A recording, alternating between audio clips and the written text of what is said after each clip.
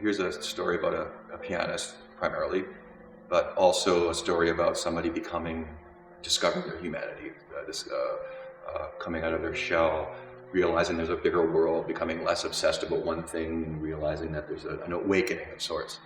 And how do you tell that story and not have it just be about the piano? How does it become and resonate to a wider audience and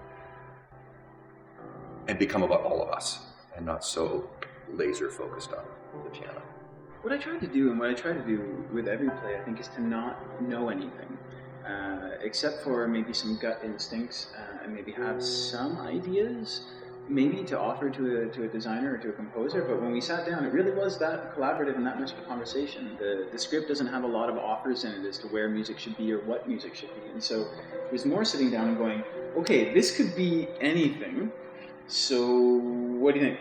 And I agree with Mike that it became also a conversation, I think, first about, well, we don't want it to be these things. We don't want it to necessarily be literal representations all the time.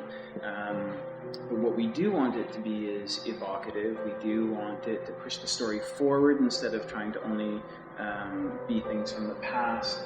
We started with that kind of vocabulary, and then after that, then it was about Mike going away and coming up with things that inspired him.